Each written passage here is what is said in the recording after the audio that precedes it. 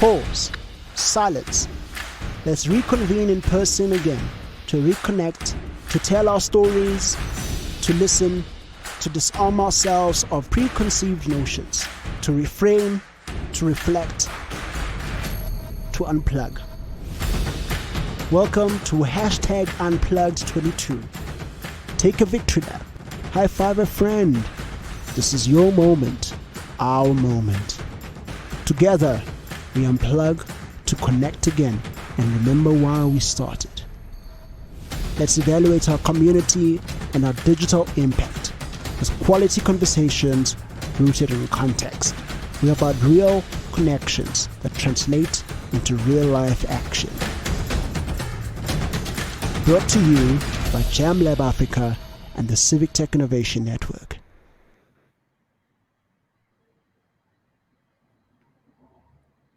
Over to you. Hi, good to see you. How many people are in the? It seems that we are the only ones, or not? Yeah. Not yet. Let me just send out a reminder email. Yeah. Don't worry. Yeah.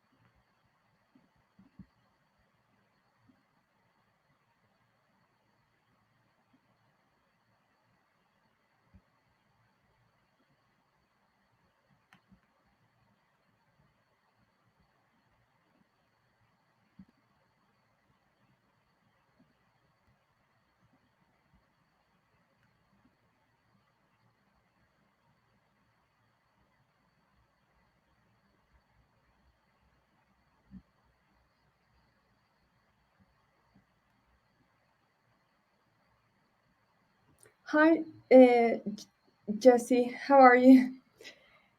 Um, I see that you are from CTIN.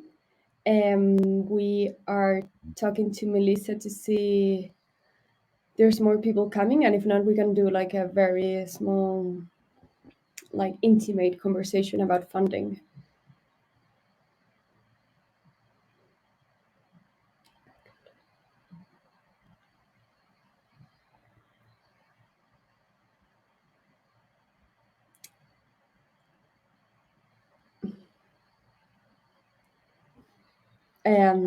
Well, so let's just start in 2 more minutes because there's people that it's coming. So yeah, let's definitely start. Just let's wait for 1 more minute. Yeah.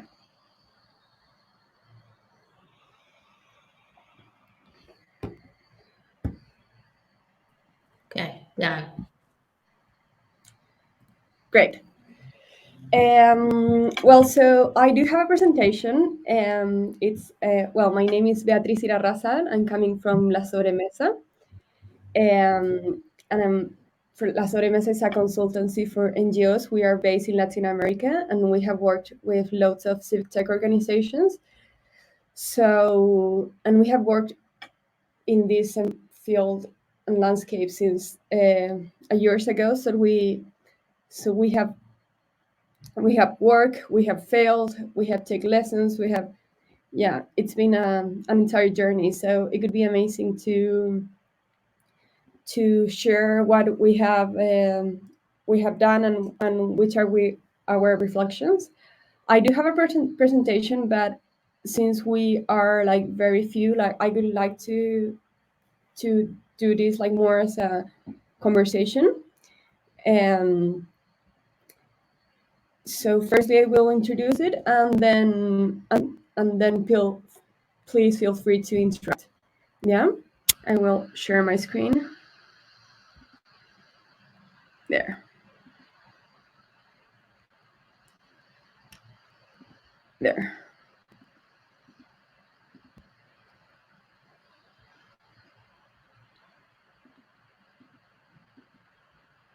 Perfect.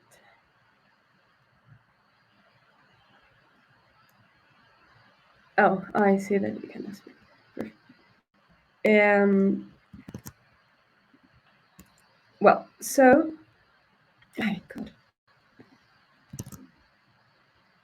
1 second. Well, in the meantime, while I open the presentation, yeah, I want to talk a bit more, introduce myself. I work into an Inteligente that I worked before. It's a civic tech organization that works for democracy, human rights, and anti-corruption. Yeah, and there we did loads of civic tech solutions, and then we also found networks within Latin American organizations. This community, it is super well connected and alive. Like we actually have a chat that it has been like going on in a daily basis for more than 8 years, and and as the same as the other organizations, like we have been struggling with sustainability. This is why then after me working in there, I started doing consultancies for Latin American NGOs, and then I arrived to La Sobremesa. Um, I in there I work with CTIN, and we did their financial sustainability plan. Yeah, we helped them develop it, and we realized that we had lots of things in common with both regions. Yeah, so this is why we want to focus on this situation.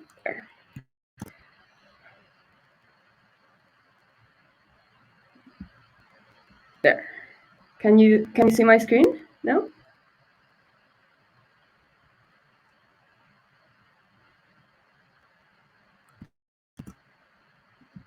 Perfect.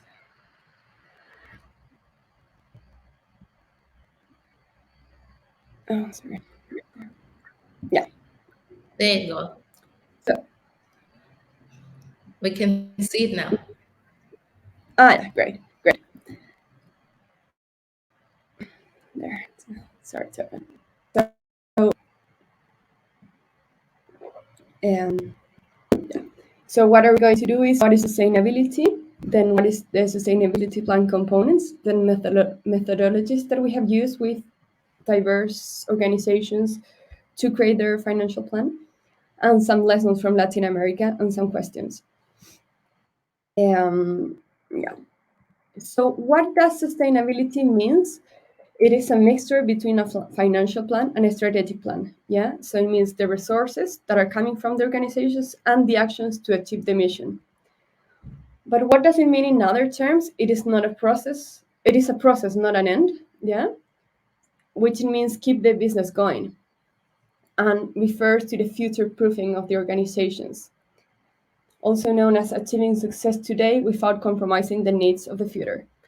And this is very important what I'm saying at the end, because uh, sustainability means like being super strategic in the long term and understanding which are the actions that will occur in the next year in order to have the funds. Yeah. Fundraising, it takes a lot of time and a lot of networking, and sometimes we need to decide which are we doing first to to create a future. So when choosing the strategic axis of a sustainability plan, we have three components. We have the mission, our value proposition, that we define it as who the organization, or if you are not an organization, the civic tech exists for, and how it delivers value to these people, and the financing opportunities. So we are trying to understand which is this very small space where there is a potential high priority, which is the consensus that it reach the mission and the value proposition and their funding secures. Yeah. And so this is the priority. Then we will see what are other organizations that are not offering, and which are the capacity buildings that we can generate. And lastly, it's what does not respond to our area. And maybe this sounds like a bit dry, but I'm referring because there are so many organizations that are like desperate for funding, and they, for example, know about technology, so they start like applying to um, topics or solutions that are not like in their core. And that's when, and that is like, as we say in Spanish, like bread for today but hunger for tomorrow, because you start like not building your value but losing it just for fast money, quick money. Yeah. So what is a sustainability plan? It's a document that describes the value proposition and the mission of their organizations, and show the strategies to be implemented in order to sustain and guarantee the financing of the realization of these actions, yeah, of these strategies. So it describes the organization, how it's like now and where it wants to go. It gives an account of the objectives to fulfill the mission, which means the strategy. It defines the amount of money the organization needs to achieve to accomplish its objectives, and describes the strategies to ensure that fundraising. So it begins by defining where you are as an organization and how you will work towards its mission in the medium to long term. For who is this plan? It is an internal document, and it is a very key document because it helps to reflect, analyze, and agree objectives, goals, activities, and how are you going to monitor this. It's a document that has to be like constantly um, revised. And then it's an external document to share with donor institutions. Many organizations of these types are they normally ask for it because they want to know if this. Sorry, I'm talking the whole time about organizations, but if you are like another type of, you're practicing civic tech with a particular project or within a university, it works in the same way. Donors want to be sure that you will be working the next 3 years before funding you, because if not, like, that money is going to be wasted. What are the components of the sustainability plan? Firstly, then it's an executive summary of the organization, and then it takes the value proposition. What, as we said before, it was which is the value for our beneficiaries, which are the financial projections, and which are the actions that are going to be taken to reach these projections. And it's also like an analysis of the current state performance in relation with sustainability. Yeah. So if it means a reflection on how are we doing it, what can we try, what should we keep, etc. Which are the sustainability goals, yeah, that will take to these actions, and the monitoring and evaluation plan. Why it is important to create a sustainability plan? Because it is a business model that explains the organization, and this is very important. That this means that it involves an analysis about our beneficiaries, about what do they need and which are the gaps and opportunities we could take. It is a consolidation of a joint vision and a better understanding of how are we going to do the fundraising, how are we going to relate with the donors, and how are we going to position our brand. And it's a reflective collection. It's a collective reflection on the challenges and opportunities. Yeah. So, firstly, I will stop sharing because before going to the methodology, I want to check if there's any questions around this, or yeah.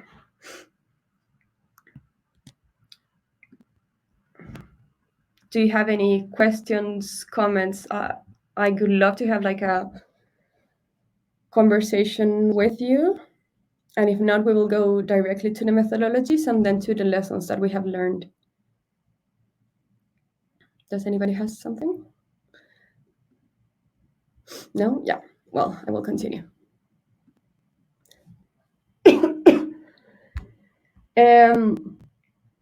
I am presenting 4 methodologies that we have done with CTIN and then with many other organizations that have helped.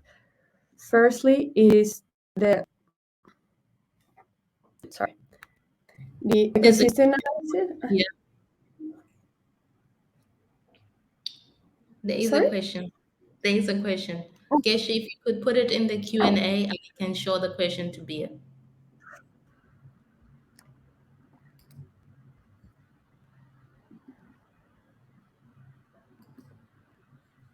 I have a question. Yeah, please.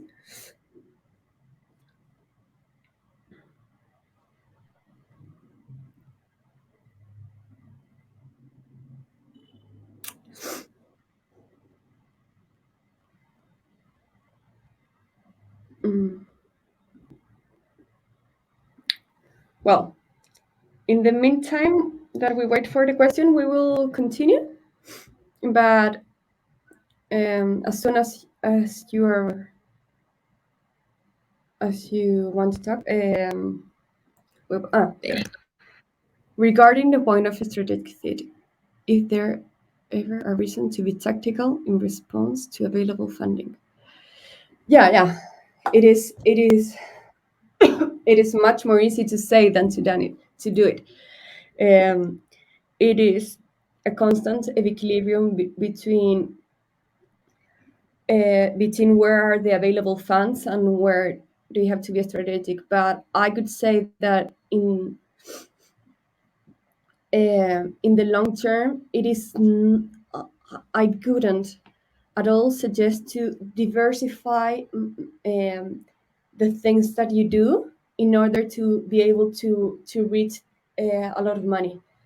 Because, and this is something that happened in the organization that I was working with, that at the end we end up like working in civic tech for gender, for climate change, for like everything that every fund that was available, like we started to to apply for. And at the end, I remember having a conversation with the donor. He said, like, you are starting to lose all your expertise, because you are being good at everything but at the same time not expert at nothing. And there's always going to be more organizations that are more expert in that topic. So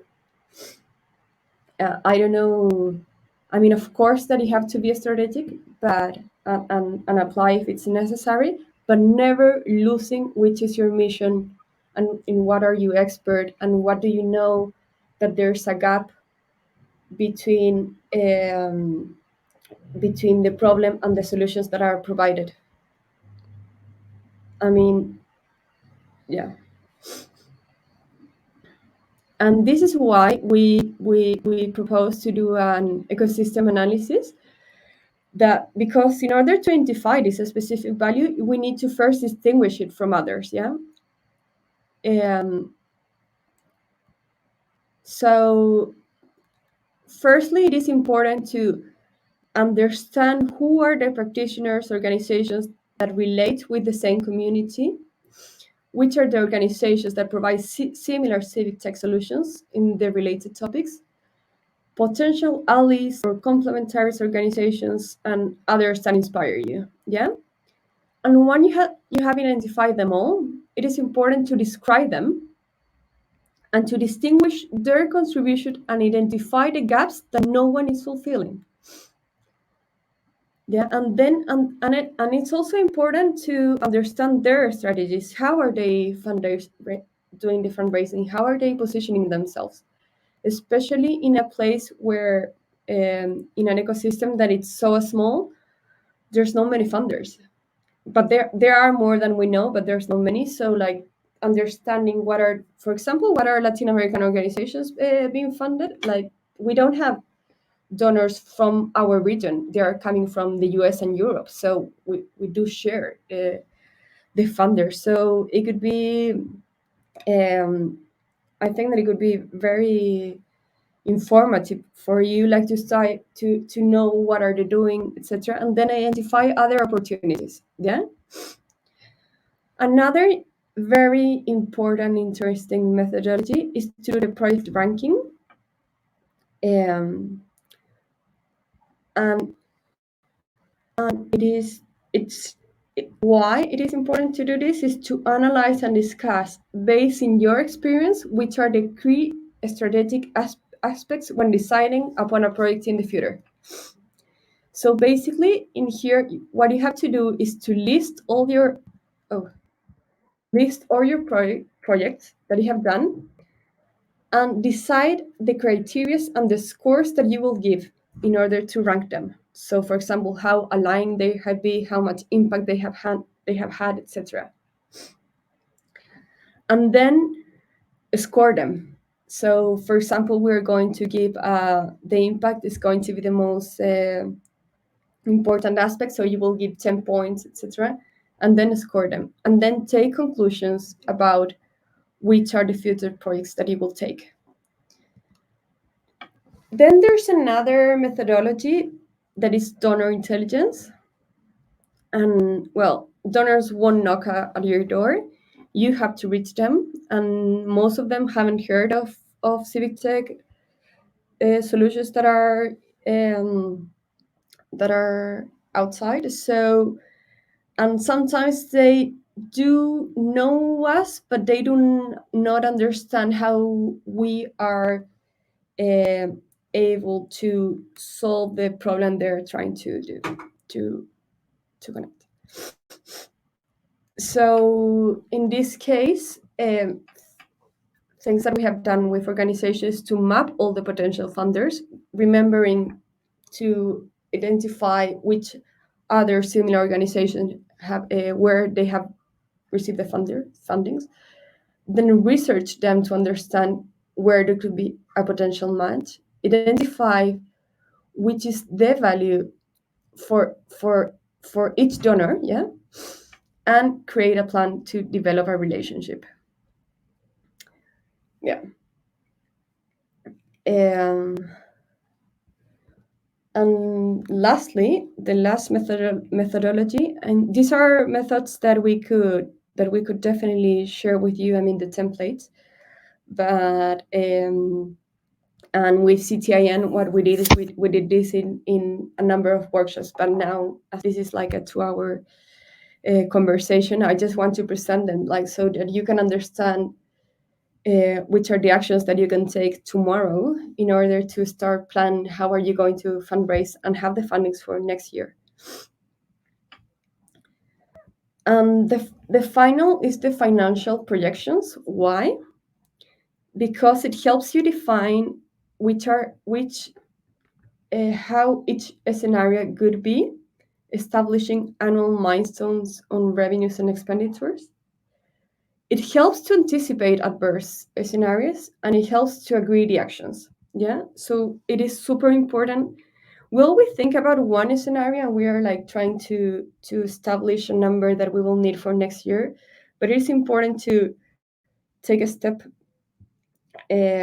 back and realize that, like, we don't know how the future is going to be, so be prepared for different scenarios. Basically, it's the most a pessimistic one that it's kind of the same, and an optimistic one. What we need to do is which are the minimums for each scenario. How can you respond to the minimum scenario, and which actions should be implemented for this? Yeah.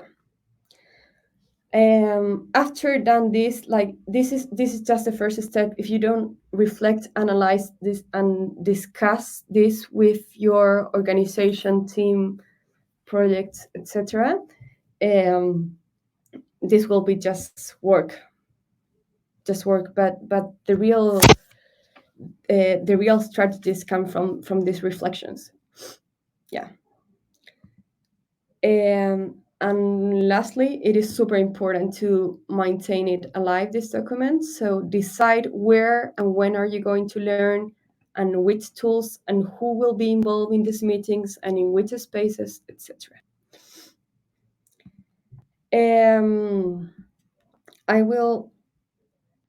I want to know if there's any questions before we go to the Latin American lessons.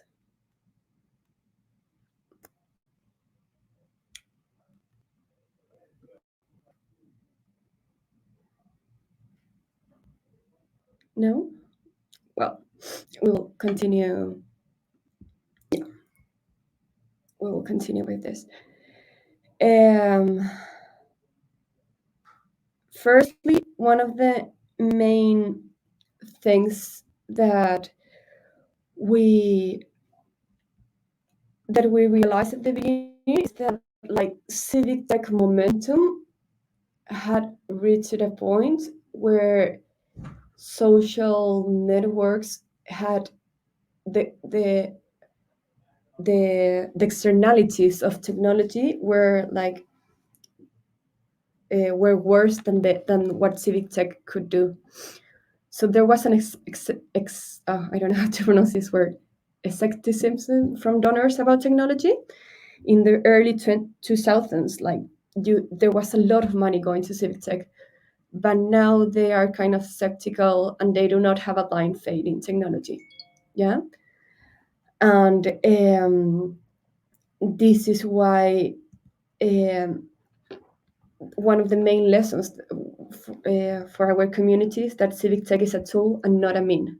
Yeah, and we will only convince donors if they agree that the technology presented is the most effective way to tackle the particular problem in this specific community. So for this, you will need to test, adapt until assuring the community will use the tool. Yeah. I remember that when we used to go to events that were super similar to this one, we were like, the first step was imagining a technological solution. There was a lot of corruption in Latin America, and so which was going to be the technology that was going to solve this situation? And it took us a time to realize that it wasn't the main goal to the technology. It was to tackle corruption, and especially in a region that, as Africa, there's so many problems that are like so urgent: poverty, hunger, corruption, violence, etc., that it's super difficult to attract donors and to say that this is something that they have to invest to. So we need to relate much more civic tech with the problem. There's also Marcio Vasconcelos, who is a very well-known person from the community, talks about a multi-systemic approach, saying that just building a civic tech app, as useful as it may be, is not going to help systemic change if other elements of an ecosystem are not considered. For example, one can have a good citizen reporting system, but if the government is not going to take any actions on the issue or ignore it, we have a problem. Um, and this is something that also, like, as a collective group of civic tech, it took us a time to recognize that, like, we have to complement it with other organizations. So not with other organizations, with other approaches. So, for example, there has to be advocacy, there has to be awareness campaigns, etc. And so sometimes partnering with others can be a good solution if the organization or the team doesn't have the capacity. The important thing is that the solution has to be based on the community. And this is something that we talk with Matias Bianchi of Asuntos del Sur. It's a very well-known organization based in Argentina, that they have learned after decades of doing civic tech that you have to develop analogical strategies of appropriation to complement civic tech. The tool is sterile without its community, and especially if we are addressing problems within a place where there's no much technology, then there has to be another analogical strategies.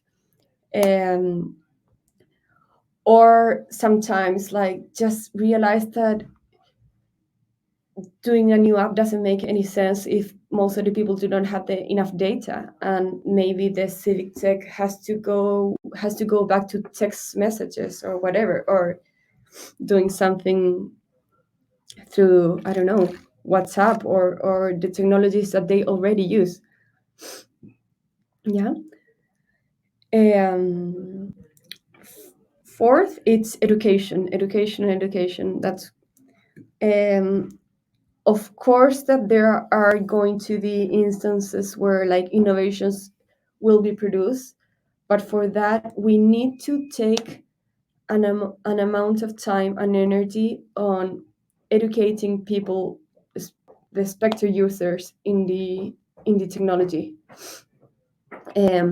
especially when it is a niche problem or solution. Or, for example, we are working with organizations in Mexico with BIH uh, people so that they can use the data available on public contracts about what happened with the medicines in the pandemic. And we are working with Poder, that is this organization, and they have realized that without having, like, trainee to these organizations, like, it doesn't make sense at all to continue with this project. And these particular workshops for the BIH organizations have been amazing to also adapt the technology to them. Yeah. And another very important lesson is to track the impact. So please stop. Well, I don't know if you do it, but we did it a lot. Stop reporting on the number of visitors to your website, about how many people have interacted in your Facebook, etc. Like, it's not about that. It's not what funders feel feel that is important when investing. It's about the long lasting changes, even if they're small. And sometimes they're like super small, but being honest can be more attractive for them, because everybody's learning. And when you talk to a funder about, like, we have realized that this civic tech, like, needed to, I don't know, have more, we could have tried in another with another way, etc. Like, it could be more attractive, because you will show that you're learning and you're like reaching more and more the solution. But like, showing how many likes do you have doesn't say anything. Yeah. And yeah, so these are our five main lessons. So I would like to open the discussion, to know, firstly, I want to know if you have had the same experiences, and how has been your relation with funders, so we can continue talking about this.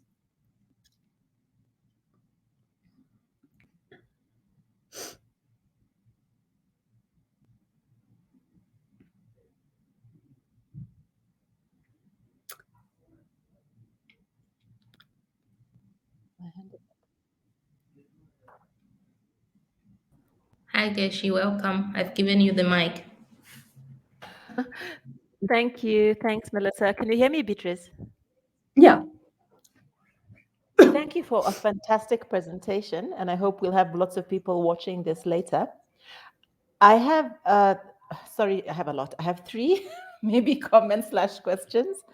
Please. The one is, yeah, okay. The first one is, it's interesting the point you're making about, in a way, de-emphasizing the tech and emphasizing more the civic, the impact, really the purposeful stuff one is trying to do. The one thing I have wondered about in terms of that, because we are under very similar pressure, I think, in the African context. I think maybe we are a few years behind Brazil, because you say already it's been happening that you've had this pulling back of funding from tech. I think it's only beginning to happen here.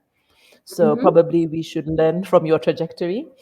But the one thing it does make me wonder is, I've been involved in sort of the nonprofit community development work since the 90s already. And I'm sure there are others who've been doing it since the 80s, the 70s, and whatever. And what I'm beginning to wonder is whether we are in a space where, if we accept that the tech is a tool, then to some extent what we're trying to do and what we are learning is very similar to what's been known by most of those organizations for a long time, because they've been trying to solve these same problems for a long time, just with different tools. My question to you is there any problem with that? That possibly this is disappearing as a distinct space? But the question is, are we learning from those who've been trying to do this kind of work for much longer, but just not with tech tools necessarily? Because at least in our context, there are almost two different kinds of organizations. We're often trying to even talk to traditional nonprofits to think about how they can use tech. And you're trying to talk to sort of young civic tech organizations to maybe work with those organizations. And I'm not sure I see much exchange between the two. So that's my one question / feedback. The second one is, I'm very keen to hear from you what the trends are, because you mentioned in the beginning that the context is very vibrant. So I wonder, with these trends now, what your sense is about going forward. Do you see civic tech continuing to be a major thing, or do you perhaps have a different outlook about what might happen? Because again, we want to learn from you as early as possible. And then my last one, which is again a request for information, is I like your last point about tracking impact and not likes. And I guess the reason that many of us report on those kinds of metrics is because it's difficult to measure other things. So I'm quite keen to hear whether maybe from your own organizations or some of the cases you've seen, just some of the examples of interesting indicators perhaps you've seen or things that people report on that you found to be quite powerful for the organizations, but also for the donors? Perfect. Thank you. Amazing questions. I have lots of things to talk about that. Please, I should have written down them. So if I forget to answer one of them, please let me know. Firstly, it was oh God, help me. The first one was Just putting them on the chat. Whether we are whether there's enough learning between these sort of, I would call, young civic tech organizations and traditional nonprofit world. yeah. Well, actually, it is a very interesting point because, like, civic, the old ones are the ones that it's not that they are retiring for civic tech, because we know that there's like a huge space for innovative solutions, for efficient solutions, etc. It's just that it has evolved into making it more holistic and understanding that all organizations have to complement it with others. And these organizations have been like starting to be super experts in, for example, in how the governments are using the technology and how they can open the data and helping them to open the data. And so it's been more about like installing capacities in others that have more power to use technology. So it's not about creating your own tools, but it's like helping huge actors to change their technologies for good. This is something that has happened a lot. New civic tech organizations, actually there's not many new. There's still the ones, or well, maybe I don't know them, but the big ones are continuing, the ones that have a much more broader understanding of the of the of the problems that technology has. And yeah, and this is something that is also important because those are the ones that have also sustained themselves better, because they have stopped applying for like very small funds, but having a more like strategic approach, giving consultancies, giving services to, for example, local governments, to or to companies that are like working in organizations and they want to do like something for good, etc. So they have like become more like a service. They have created a business model. Yeah. So it's no. So this is like one difference between like the very new ones and the old ones. Does it answer your question? Yes, thank you. What do you see at Civic Tech France? Well, it's very similar to what I said. It's definitely, there is a trend to complementing it, understanding the problem from much abroad, and like approaching much more to the community that it will use it. Like, I mean, we created so many apps that nobody used. So many. It was unbelievable. For example, there was a very popular solution that it was to know the candidates for it was called Vota Inteligente, so that you can vote like in an intelligent way, knowing what the candidates were proposing. And then Facebook took the same the same solution, and it was much faster. so so the trends are more like to using, well, and of course that Facebook, they have much more users. So at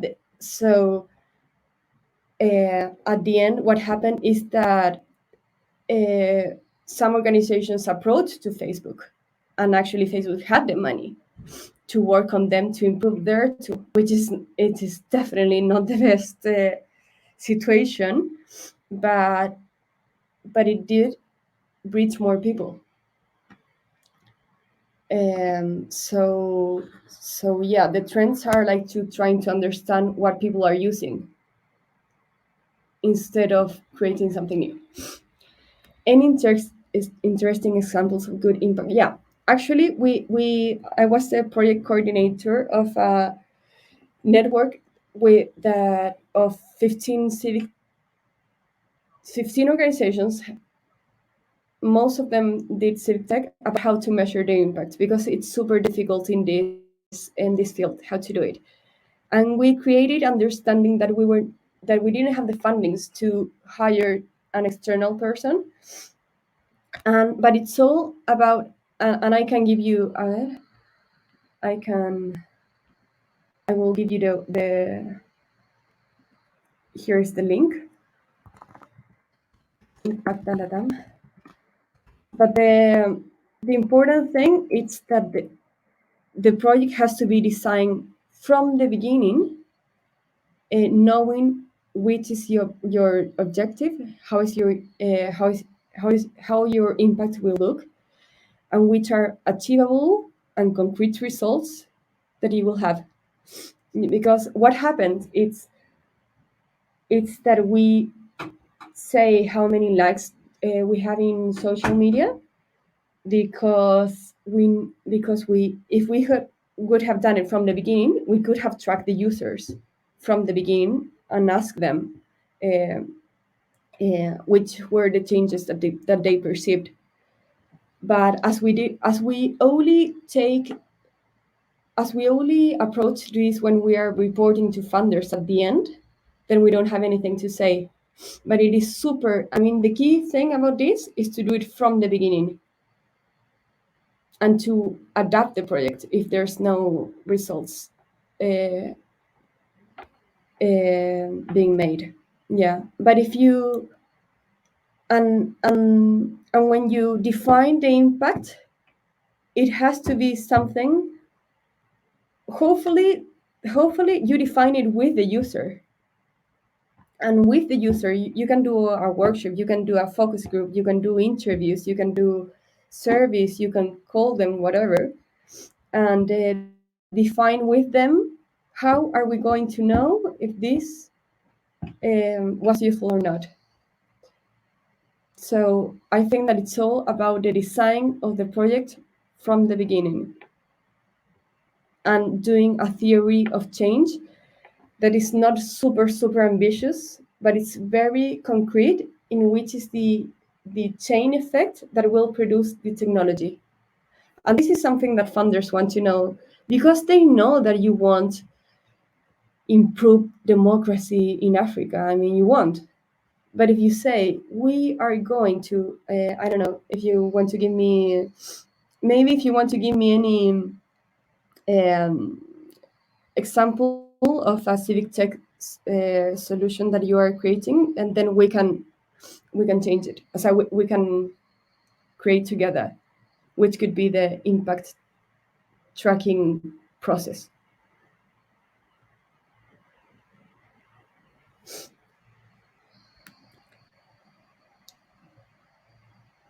No?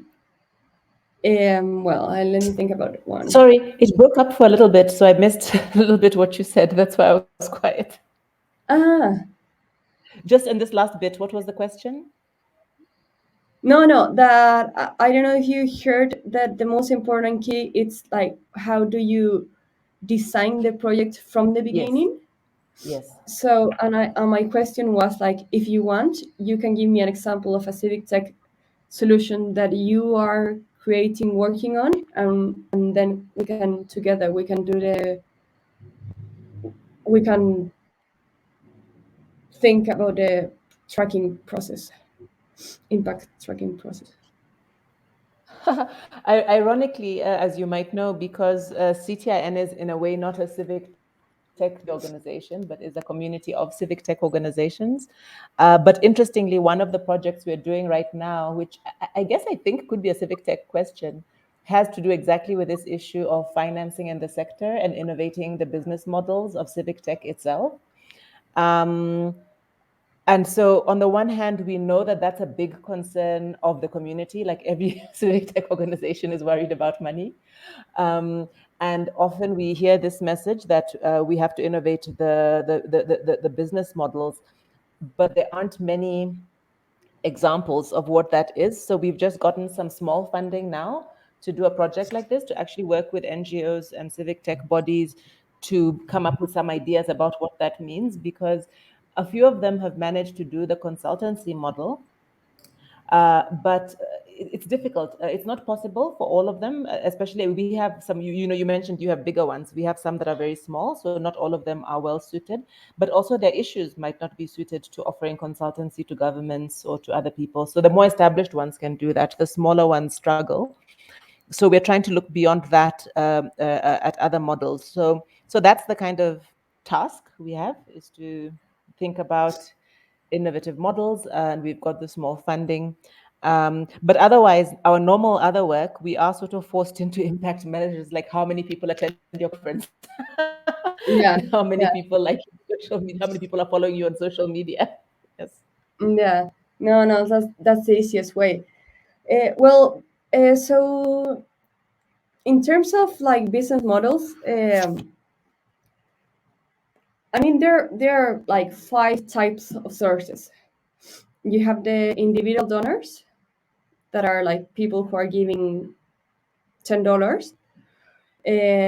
You have the partnering with companies, and then you are create. I mean, they part of their what they want to do to respond to the communities that they're working with is they want to work in a solution, and you partner with them.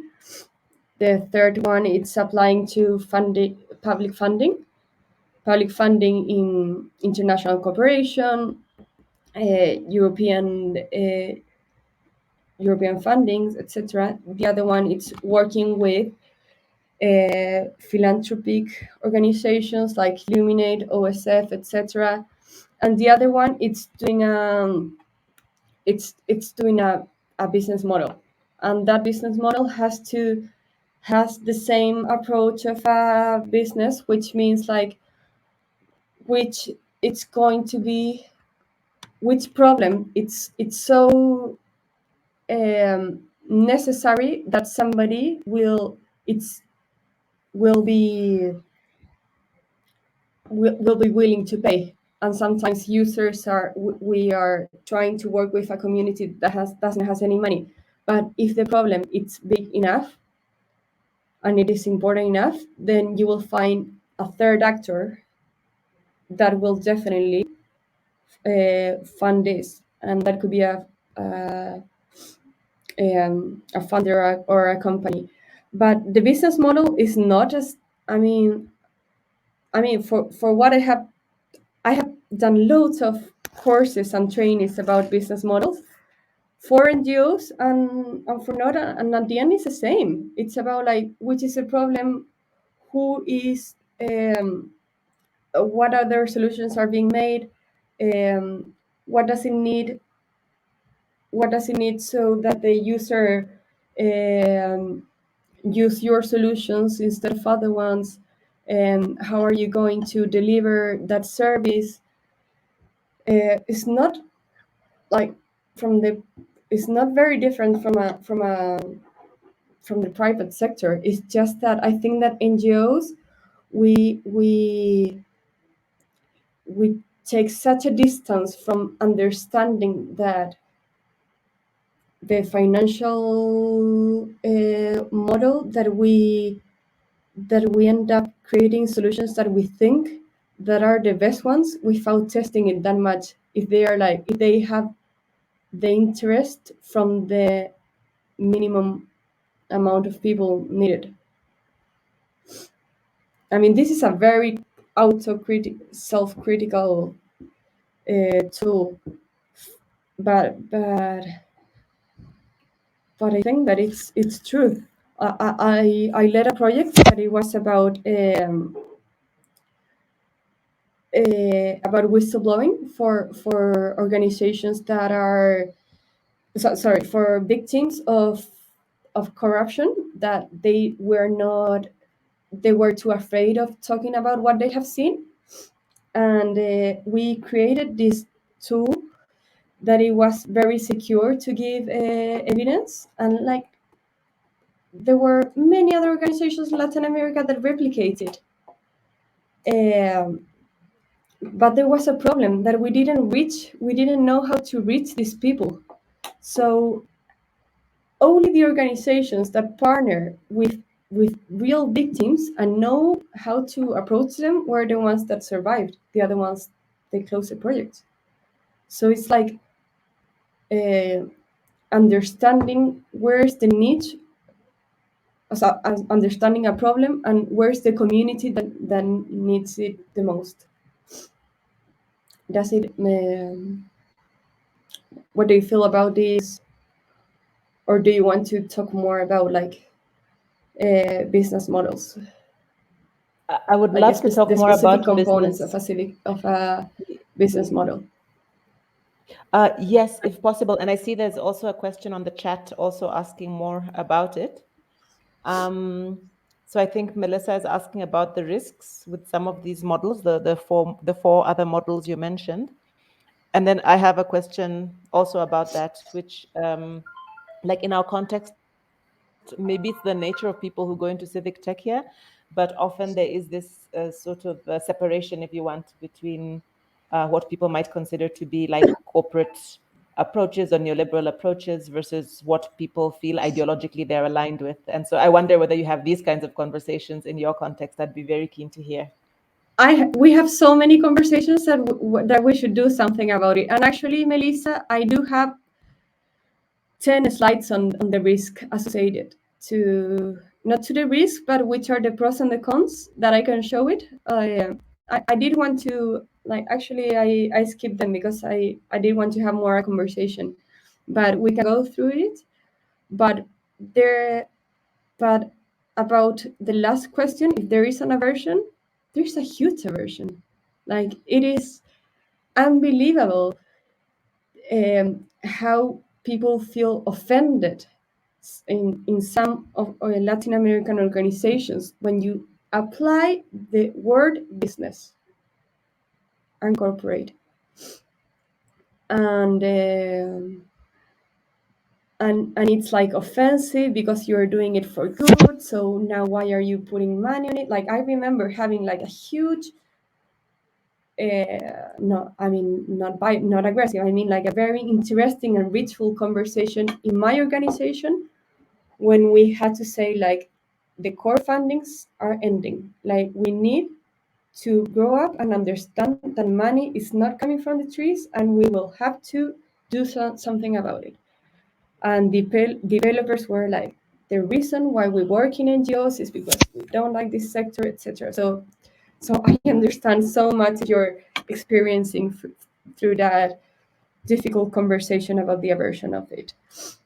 And about the risk, I will show the slides that we have. One second here. I will go a bit more in depth with this, but I would like you to comment on it and tell me which has been your problems with these fundings. So,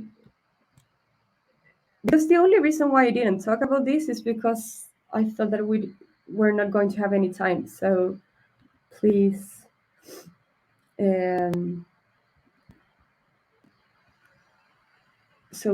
interrupt me as you have thoughts. There, I will share my screen. Sorry, I'm a bit sick. Can you see my screen? Yes. Yeah. So firstly, we have the international cooperation and public funding, as we said. It's the sources funding from countries or group of countries, either through corporations, etc. Which are the it's a very it's in the comfort zone because it is an expertise area, and this is something that we recommend a lot when you're starting a civic tech organization, because it won't diverse your attention, but you will do something that is in your expertise. Which are the cons? There's a lot of competition on each applications, and the resources are tied to the project. And what normally happens with an organization is that you design a project and you are so afraid to not receive the fundings that the budget you don't consider monitoring and tracking the impact. You don't considering paying having a good salaries for the people, so the people leave the organizations, and then you have like a lot of rotation, and the expertise leaves. And there's normally a lack of fundings for projects that are for more than 1 year, and to have a long-term change, you need to learn. You need to know where you fail. I mean, companies and they are good after so many failures. So I think that it's very strict, and it's very unfair to that somebody tells you like that you are going to resolve a problem only within a year, especially when civic tech it's creating solutions for things that are not easy. The other one is the philanthrocapitalism donor, and this is also funny because like most of organizations have an aversion about business models, but we do have the fundings from organizations that, I mean, that the resources come from that world. So I mean, if you see who are the owners of these organizations are millionaires that, I don't know, are part of the system that we criticize. So it is a very difficult conversation. So you have the big organizations and the new philanthropic ones, and the pros is that they give you freedom in the use of resources, especially when they give core funding. So they give you money for strategy, for administration, for other expenses. But the cons is that there are few philanthropists investing in this, and it generates dependency and weakness on new income muscles. And that's exactly what happened in the early and the late 2000s. And we were so used to receiving that money that this is why we, at the end, when funding started to decrease, we didn't know at all how to create other models. And a model takes between 1 to 2 years to work. So this is why you need time to invest in this and to understand how are you going to do it. The other ones is consultancies, memberships, and service deliveries. And to develop it, it is necessary to assess whether there is a demand for the service that your organization can provide, and there's no made available for free for others. Yeah. So this is why you have to, which is the need that most partners could pay for or get fund to solve it. How many are the organizations provide this type, which is the payment capacity, and how long does it take to sign a contract? And the other one is the corporate donations, that are the legal incentives that facilitate corporations donating by reducing their taxes. And there's like, so, and this is something that lots of Latin America's NGOs are starting to do, because I don't know how it works in Africa, but there is a legislation, there are changing legislations trying to improve the donations, facilitating corporations to donate. And it is like a new model. Once you know how to do it, then it is easy to get the money. but it involves other expertises, other contacts, other networks, other actions. Yeah. And well, there's the individual donors, the crowdfunding, or the micro patronage. That is, for in this case, African immigrants related to the tech industry that wants to contribute to their societies, businessmen, cities standing more openness, etc. Yeah. So now that we have talked more in detail, do you have any questions in relation with one of these five options? Because we have the time and we have a lot to to talk about this.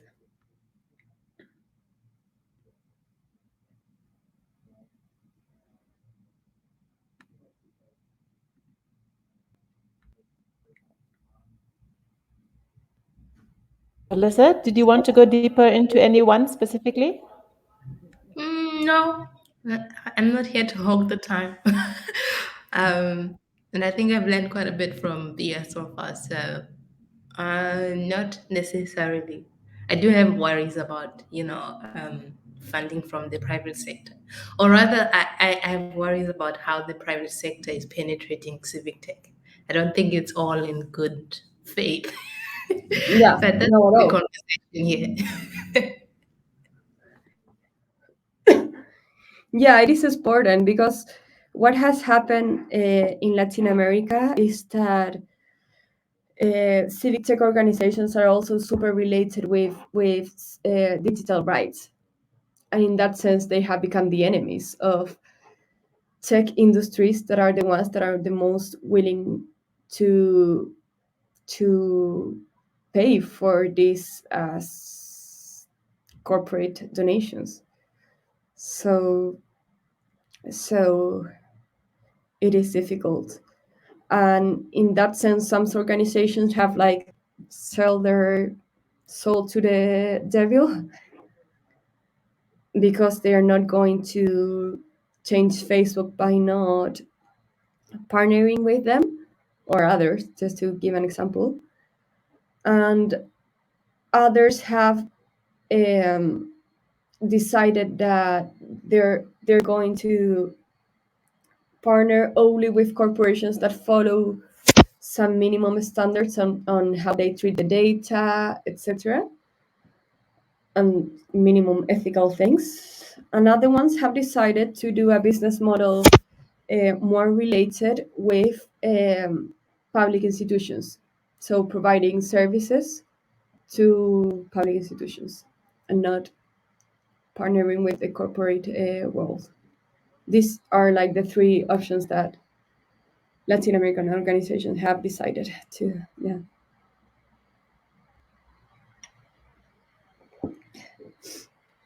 I liked your point, Beatrice, about in a way, being too precious about corporate funding and the reality that philanthropic funding at the end of the day is often corporate funding, just channeled differently.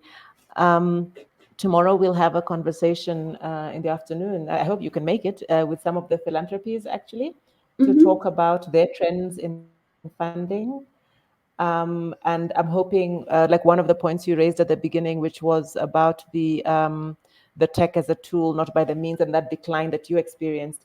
We are experiencing that, and a number of these philanthropies have issued new strategies where you can see the shift in focus away from tech.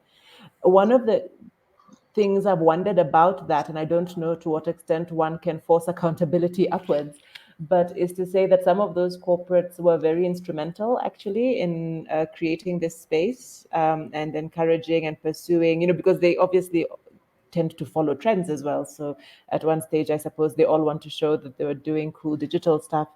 Um, I don't know if those kinds of engagements also happen in your context, where just in that type of funding, the philanthropic funding, where one can have robust conversations with them about what is the responsibility. In general, I guess one can accuse donors of changing their agendas, so soon everybody must do climate change, or everybody must do this, or everybody must do that. But do you have any experience or successes with this sort of engagement with philanthropies towards just mitigating the challenges that this creates when many organizations, many small organizations, either have to close down or shift focus just to respond to the funding? Yeah, I mean, that's exactly what happened in Latin America. Exactly.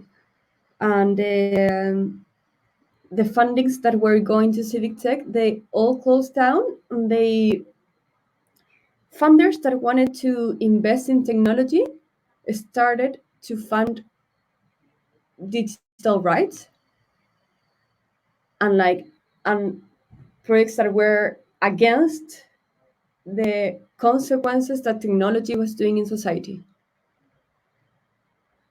And only funding civic tech when it was related to other topics that they were asked, climate change. Yeah. So what happened is, I mean, apart from open data, public contracting, and anti-corruption, um, I mean, of what I know, the other organizations have like evolved and and work in other topics. Because, for example, what most of the organizations we did was civic participation, and that is something that we realized that um, that if you want to do civic participation, then you have to do analogical tools. You have to complement it with advocacy, with working directly with communities. So like just creating an app wasn't working at all. So yeah, I don't know if that answers your questions, um, but definitely there was a huge movement in the fundings, and it is also known to not put in the same basket all companies, uh, because there are some technological organizations that are um, not using. I mean, they don't have like so bad intentions, or at least they are aware of the consequences that their company is doing, and those are the ones who they want to differentiate the most from the other ones, and that's why they fund more civic tech solutions. Yeah, I mean, not more, but they are willing to be corporate, be organizations, and to show that they are different from the other ones. So I think that it's very important to map them, because they are not as big as the other ones, but still they have a lot of money. Yeah. It's interesting this point you made about the pivot to funding more digital rights work. Because, guess you haven't really been talking about that shift in a while. We've been noticing that here as well. There's a lot more digital rights aligned organizations that are coming out. So maybe it's touching us too, Geshi. Maybe we're not far behind. Maybe we're not that far behind yet. No, I think those trends can be quite global. And just to let you know, Beatrice, our concern has been that it can be too much because, yes, of course, we have to worry about digital rights, ethics, threats, and these issues, because we have to, we have to proactively, I think, protect people and their rights. But on the other hand, that does not on its own achieve the development that we also have to achieve. And so in my view, I think it's necessary work to do, but it's not sufficient for the task actually that civic organizations have to deal with, which are still issues of development. So the water is still not there. The basics are still not there. So just worrying about threats and rights alone is Yeah. not what we can all do. No, yeah, no, I understand you completely. And in that sense, what I could definitely recommend, it's like um, giving a lot more training in two aspects. One in storytelling and in impact evaluation, and the other one in the design of the projects. Because we did, as La Sobremesa, we did a survey for civic tech organizations in Latin America to understand like which are the problems that they're facing. Number one was sustainability, but also number two was like that they were designing the solution before researching the problem, and that's why, and you could notice it, and that's why the technologies were not. Uh, they were not lasting a lot. I mean, you could see that they were not investing in the servers because you could see that nobody was using it, etc. So I think that it's very important not to uh, stop like to finish the faith in civic tech, but like doing much more in user experience, in systematic approaches, multi-systemic approaches, in understanding the actors, the theory of change, the strategies. Yeah. So basically, what we did for Impacta Latam, it's the first step was researching the problem. The second one was defining was going to be the impact, and only then defining which are going to be the actions, and then defining the activities, which is exactly what the 15 organizations did on the other way around. Do you understand like the difference? And we all agree that the only way of measuring the impact was by defining the project um, from the impact and then the solution. But it was painful because maybe that means not doing civic tech, or not doing in the way that we thought at the beginning, because we get in love with the solutions that we have created. Yes, I think we see a lot of that, and even today in our opening session, there were comments about in a way, solutions looking for problems to solve. So I think it's really important, sort of that reversal. But again, I do think it's important for us to also acknowledge why that happens. It's why I asked you the question earlier about, do we learn enough from people who are already in the space, first of all, because again, often because civic tech has been something that's in our context often driven by young enthusiastic people who want to do good, and if then you jump in with that, yeah. And the intentions are good, but perhaps the wisdom is not there from others who've been working at these things for a long time.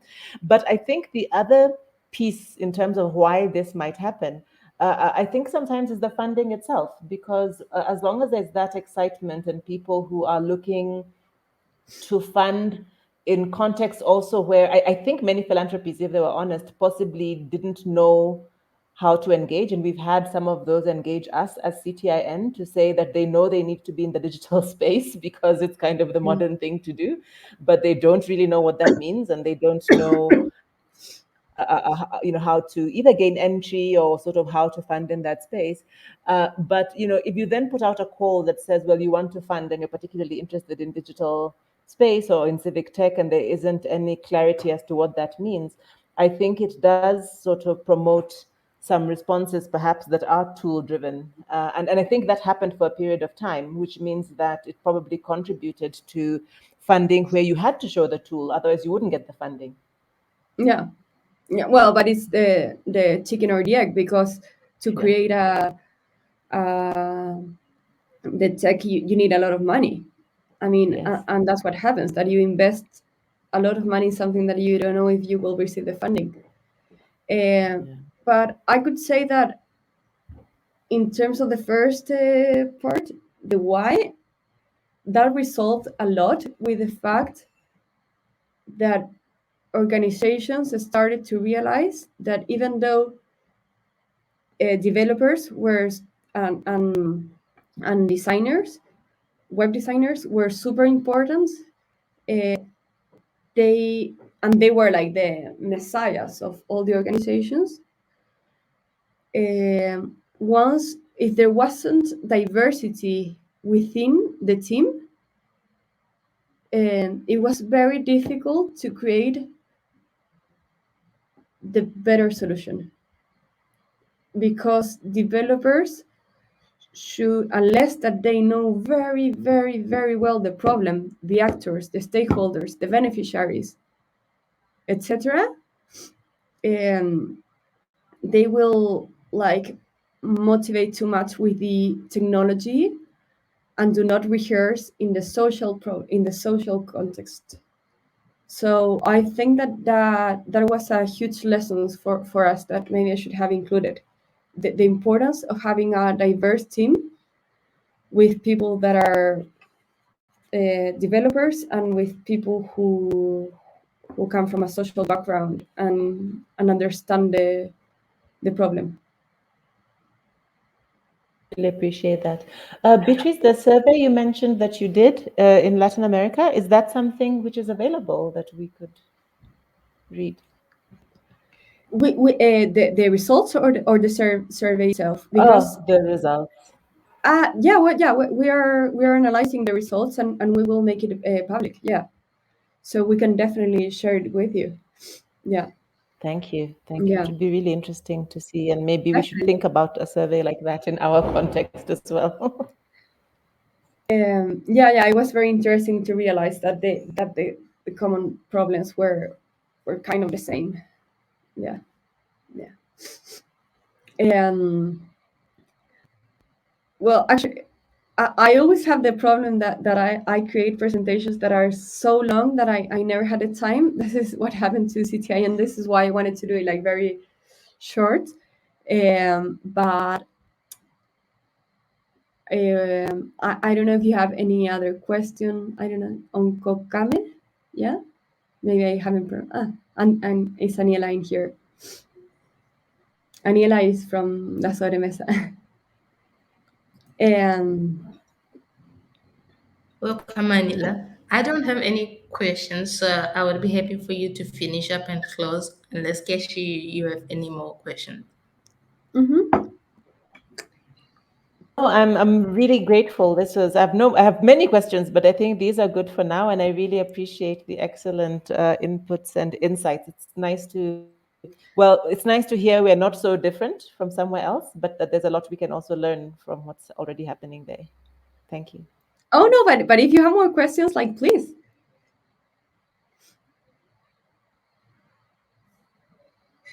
Yes, no, I know we will definitely continue to engage with you, Beatrice. I think we're not done with you. I think we will Amazing. benefit from continuing the relationship. Thank you. Perfect. Well, so let's be in touch, and we will share with you we can share with you the templates of these methodologies that I have presented, the results from the survey, and I can also introduce to some organizations that are that are very important in creating the Latam network of civic tech organizations. Yeah, especially now because like from the we every year as CTIN does it, there is like Abre Latam, that it's an event where, and it has just happened like 3 weeks ago, and it like um and it was super important to share the lessons. So the conversation like now started to happen again after like 2 years of pandemia. That, well, we all know what happened.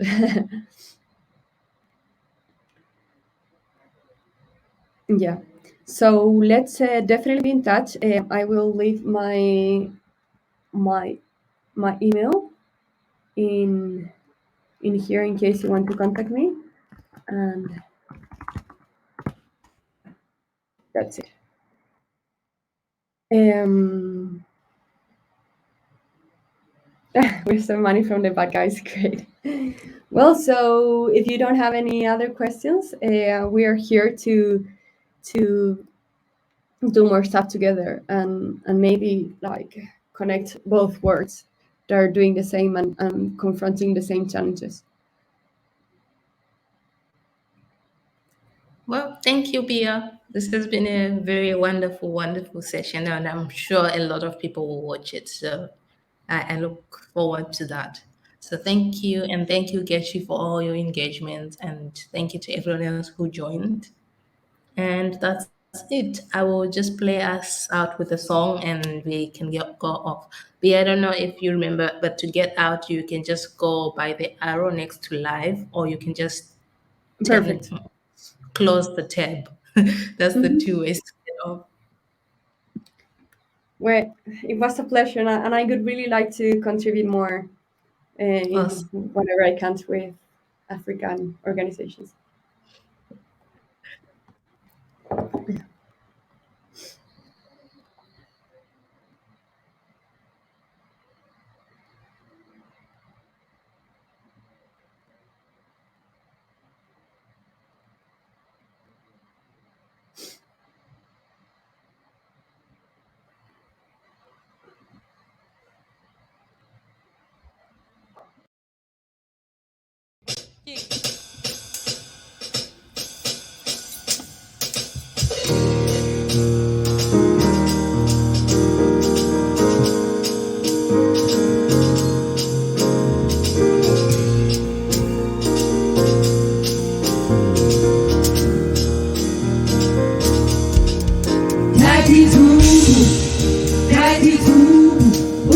Uza, uza, uza, uza, uza, uza,